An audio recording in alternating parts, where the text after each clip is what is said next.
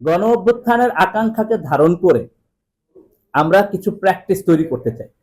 সেই প্র্যাকটিসগুলো আমরা কাজের মধ্য দিয়ে প্রমাণ করতে চাই। প্রথমত, আমরা আমাদের জবাবদিহিতা, দলের মধ্যকার জবাবদিহিতা নিশ্চিত করতে চাই, যেটার জন্য আমরা দলে ইন্টারনালি কাজ করছি, গঠনতন্ত্র প্রণয়ন করা থেকে শুরু করে দলের ভেতরকার যে গণতান্ত্রিক চর্চা।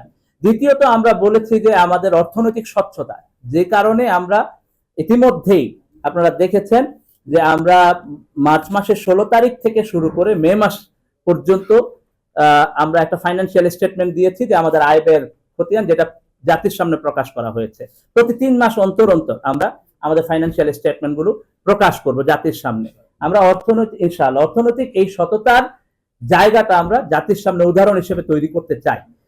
এবং একই সাথে আমরা মনে করি যে গণ অভ্যুত্থানের আকাঙ্ক্ষার আলোকে নির্বাচনের দিকে ফোকাস না করে গণ অভ্যুত্থানের রাজনীতির দিকে ফোকাস করা প্রয়োজন প্রথমত। কারণ গণ অভ্যুত্থানের রাজনীতি হলো গণ অভ্যুত্থানের ফলে যে যে আকাঙ্ক্ষাগুলো তৈরি হয়েছে সেই আকাঙ্ক্ষাগুলো আগে মিট আপ করা। অর্থাৎ বাংলাদেশের জাতির মধ্যে আপনার ন্যায্য সংস্কার, নাগরিক অধিকার, জাতীয় স্বার্থ, এই প্রশ্নগুলোর ক্ষেত্রে জাতীয় ঐক্যমত্য প্রয়োজন।